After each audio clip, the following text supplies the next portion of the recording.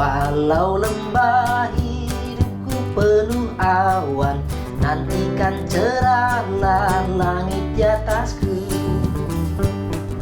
Kau tidak akan aku lupakan, aku memimpinmu, aku membimbingmu. Kau tidak akan aku lupakan, aku penolongmu, yakinlah teguh.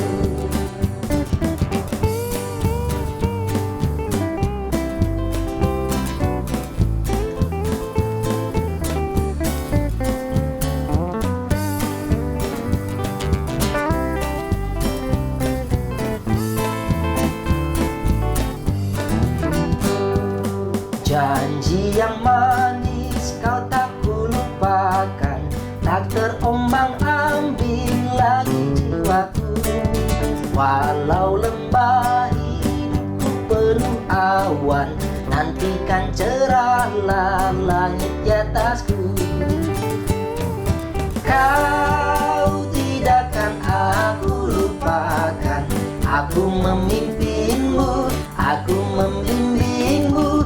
Kau tidak akan aku lupakan, aku penolongmu, yakinlah teguh.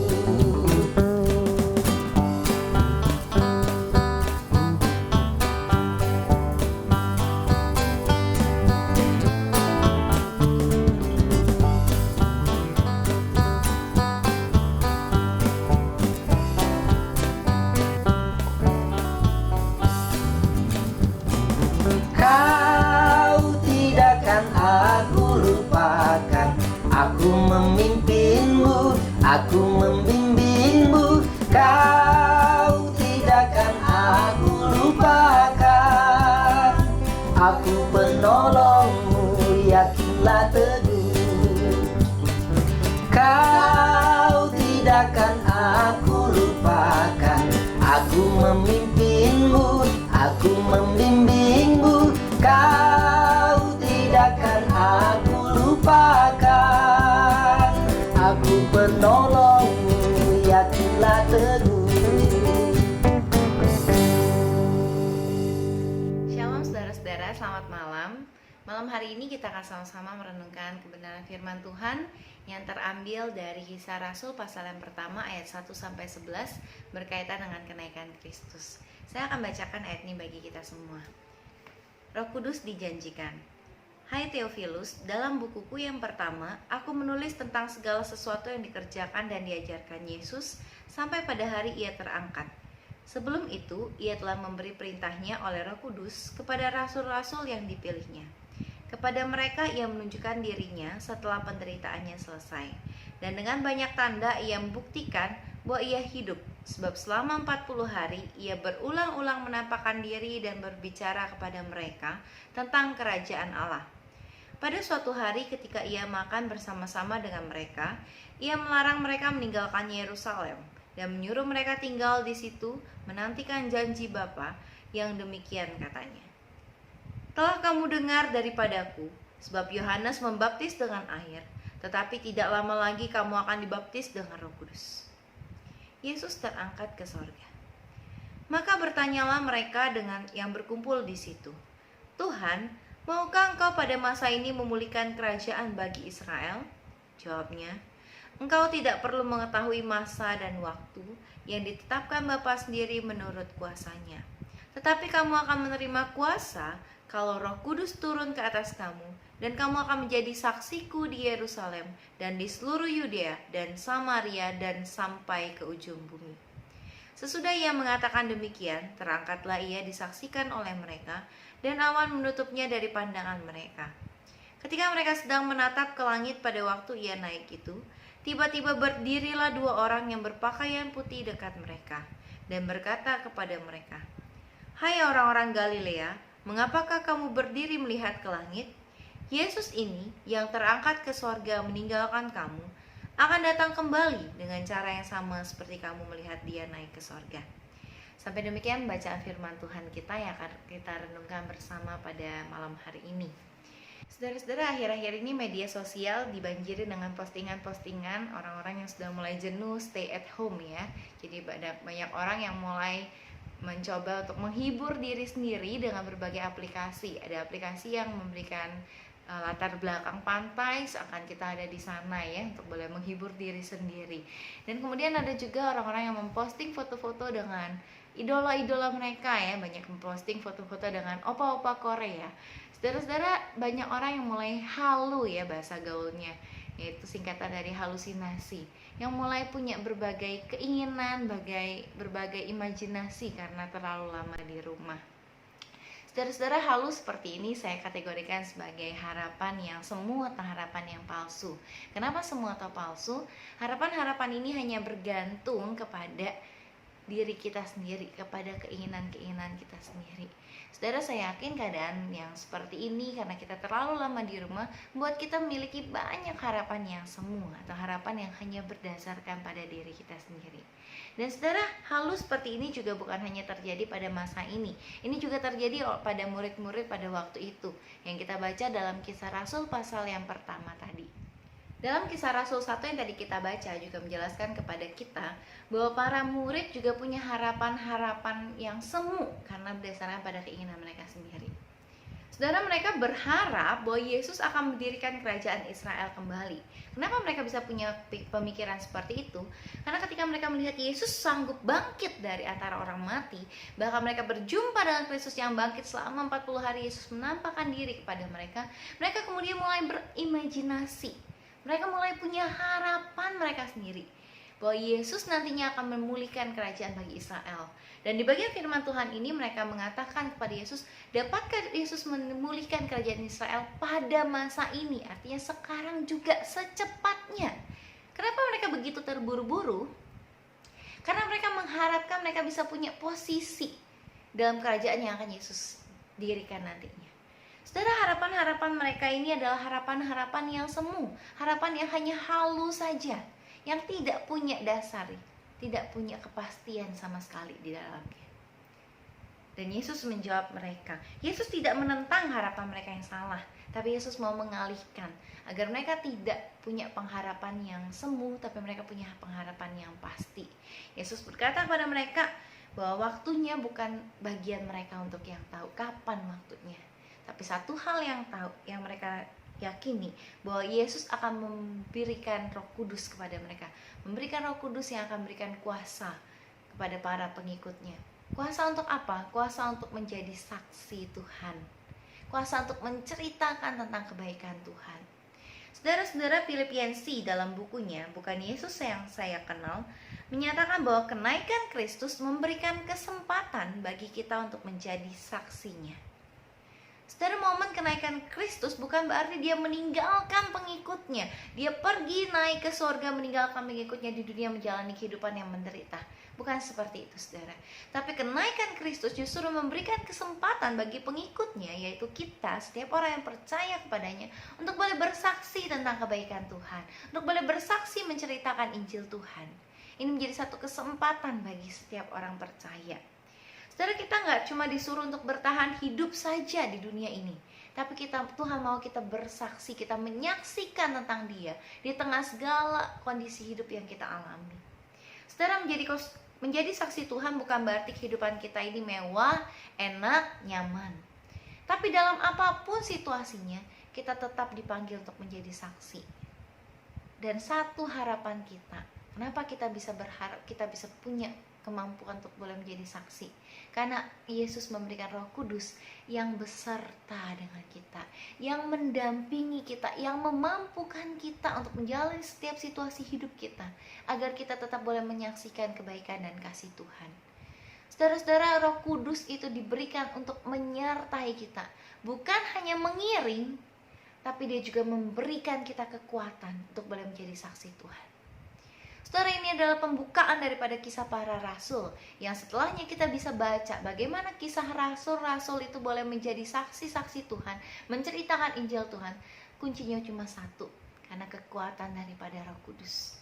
Semuanya karya Roh Kudus Ini yang Yesus janjikan. Ini yang boleh menjadi pengharapan kita bagaimana kita menjalani hidup kita. Karena ada kekuatan Roh Kudus yang menyertai kita untuk boleh menjadi saksi Tuhan dalam setiap apa yang terjadi dalam hidup kita. Dan saudara, yang kedua, pengharapan yang kedua ada di akhir ayat ini, yaitu kedatangan Kristus yang kedua kali atau perjumpaan dengan Kristus. Saudara, dikatakan bahwa Kristus yang naik ini akan datang kembali. Dan ini menjadi pengharapan bagi setiap kita. Apapun situasi hidup yang saat ini kita jalanin, bagaimanapun keadaan kondisi hidup kita, saudara, kadang dalam hidup kita lebih sering berjumpa dengan berbagai pergumulan, berbagai tantangan daripada kita melihat jalan yang mulus. Saudara, seringkali gelombang datang, ombak datang, jalan yang berbatu yang harus kita hadapi dibanding dengan padang rumput hijau yang kita bisa lihat. Tapi satu hal yang pasti, saudara, yang menjadi kekuatan kita, yang menjadi pengharapan kita, bahwa setelah kita melalui semuanya, di ujung jalan hidup yang kita jalani ini, kita akan berjumpa dengan Dia. Ada satu pribadi yang sangat mengasihi kita, yang sedang merindukan kita dan menantikan kita untuk datang kepadanya. Saudara, yang menjadi harapan bagi kita bahwa Kristus akan datang kembali. Kita akan berjumpa kembali dengan Dia. Dan perjumpaan kita dengan Kristus menjadi satu kekuatan untuk kita boleh menjalani hari kita. Saudara-saudara, saya mau share sedikit tentang pengalaman saya melahirkan anak pertama saya kemarin bulan Februari.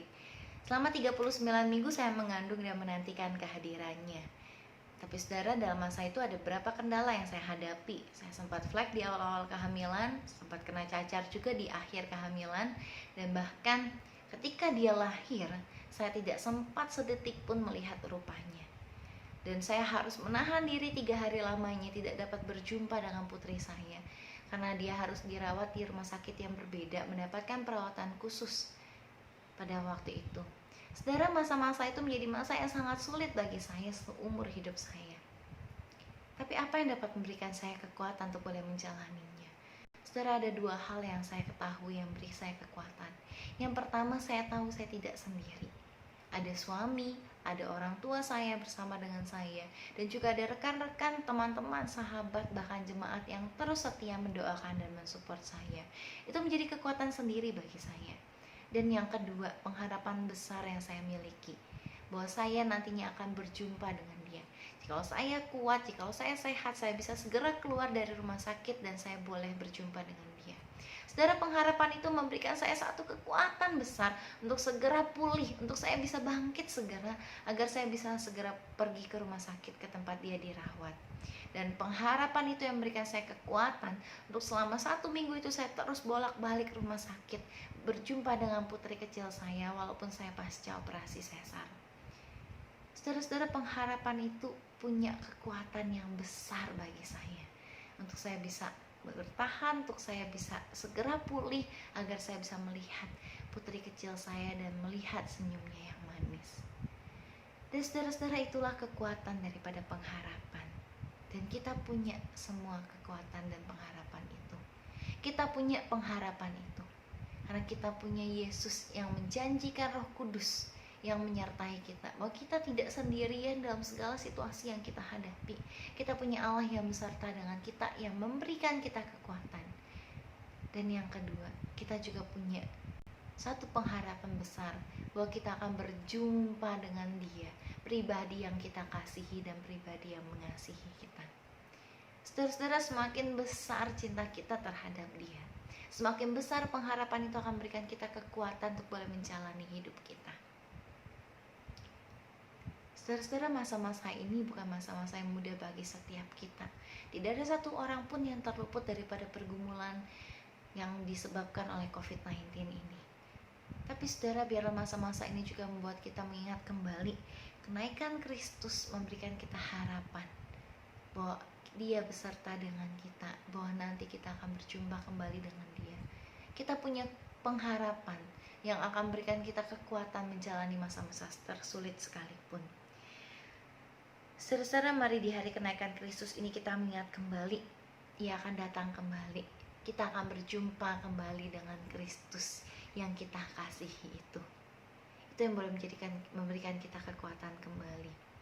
dan satu pengharapan yang akan memberikan kita kemampuan untuk mulai menjalani masa-masa yang sulit hari ini. Saudara, mari hari ini kita sama-sama datang ke hadapan Tuhan, kita mau berdoa. Saudara, saya mengerti keadaan kita saat ini tidak kondusif dan tidak nyaman. Tapi mari kita boleh menaikkan doa-doa kita kepada Tuhan. Jangan sampai kita hanya terbuai oleh harapan-harapan kita sendiri. Tapi mari kita kembali kepada Tuhan dan melihat janji Tuhan yang pasti, yang kekal bagi hidup kita. Mari kita siapkan hati, kita mau berdoa. Tuhan, kami bersyukur kepadamu ya Allah, karena kami punya Allah yang hidup, yang oleh karena kebangkitan-Mu, yang oleh karena Engkau Allah yang hidup, kami boleh punya pengharapan yang kekal di dalam Tuhan, pengharapan yang pasti di dalam Tuhan. Tuhan, terima kasih ya Bapa. Biarlah Tuhan boleh terus menyertai kehidupan kami. Kami boleh melihat penyertaan Tuhan. Sekalipun hidup kami begitu berat, sekalipun ada banyak pergumulan yang harus kami hadapi, ada banyak perubahan yang harus kami hadapi, biarlah kami boleh tetap punya kekuatan daripada Tuhan. Dan saudara, tolong kami agar boleh setia untuk boleh menjadi saksi Tuhan di tengah-tengah keadaan ini. Bahwa kami boleh menjadi saksi yang menceritakan kebaikan dan kasih Tuhan. Sekalipun segala sesuatunya terlihat begitu samar, begitu pudar, begitu kusam, tapi kami tetap boleh memancarkan kasih Kristus dalam kehidupan kami. Tuhan, kami juga berdoa untuk jemaat kami yang sedang sakit. Tuhan, Kau tahu ya Bapa, di masa seperti ini tidak mudah bagi mereka untuk boleh berobat. Tidak mudah untuk mereka boleh kembali pulih. Tuhan boleh berikan kekuatan. Tuhan boleh tolong mereka ya Bapa. Lindungi mereka ketika mereka harus berobat ke rumah sakit. Juga ketika mereka harus menjalani perobatan di rumah. Tuhan yang boleh lindungi, Tuhan yang boleh berkati dan pulihkan.